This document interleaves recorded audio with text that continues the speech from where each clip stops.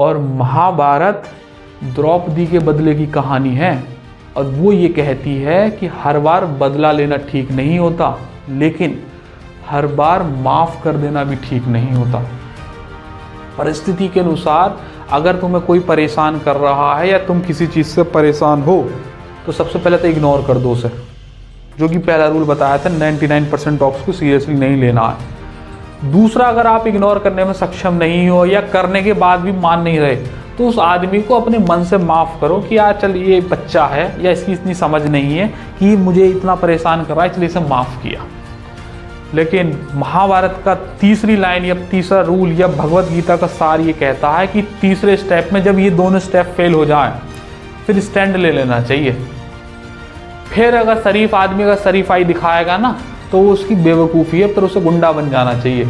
Ignore किया, पहले नहीं माना, फिर उसे माफ़ भी कर दिया, फिर भी वो नहीं माना, लेकिन उसके बाद भी अगर वो तुम्हें कंटिन्यूसली परेशान कर रहा है या तुम किसी चीज़ से परेशान हो रहे हो तो फिर तुम्हें उस शरीफाई बनने की कोई ज़रूरत नहीं है। फिर वहाँ ना आध्यात्मिक दिखाओ, ना अपनी शरीफाई दिखाओ, ना अपने आप को बताओ कि यार मैं तो बिल्कुल बेकार हूँ। फिर तुम वहाँ खड़े हो जाओ एकदम से कि अब जो होगा देख लेंगे। अब लड़ने की तो ये बात आ गई है। महाभारत में अंत में यही हुआ था। पहले कृष्ण जी ने समझाया कि भाई नहीं, देखो पांडवों को सिर्फ तुम 5 गांव दे दो, ये शांत रहेंगे। दुर्योधन बोला 5 गांव, सुई के बराबर जो नोक होती है ना उतनी जमीन भी नहीं दूंगा इन्हें। तो कृष्ण जी बोले यार ये धर्म है? बोला नहीं, अधर्म है, पता है मुझे ये वाला अधर्म है, फिर भी करूंगा, नहीं देता मैं जमीन।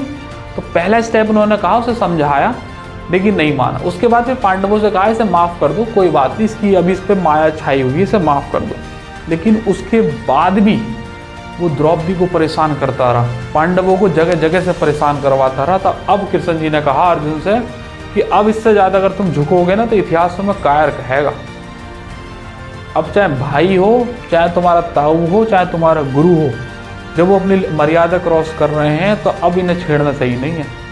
अब तो इनसे सीधा लड़ो। अब इन्हें ना समझाना ना कुछ हमें इन्हें बात बतानी, अब सीधा इन्हें मारेंगे।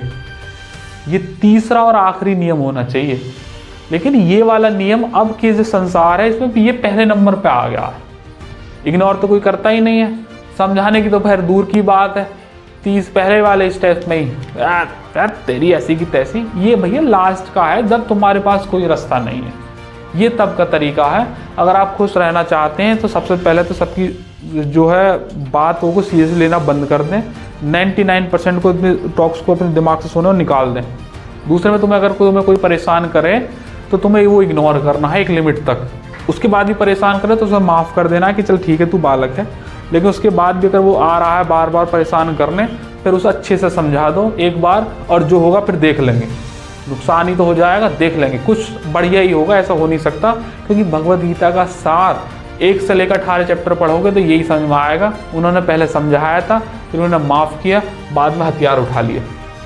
और तुम्हारे हाथ में कभी कंट्रोल नहीं था कि तुम्हारा दोस्त, तुम्हारा भाई, तुम्हारे मम्मी पापा, कोई भी लोग तुमसे क्या कहेंगे। लेकिन तुम्हारे हाथ में पूरा कंट्रोल है कि तुम उनसे क्या कहोगे। मैं भी यहाँ पढ़ा रहा हूँ, कोई बच्चा बैठा बैठा कुछ भी बोल सकता है, कुछ भी बोल सकता है। कई बार वो अच्छे वर्ड बोलता है, कई बार बहुत ज़्यादा अच्छे वर्ड बोलता है, कई बार वो अच्छे वर्ड नहीं इस्तेमाल करता मास्टर के लिए,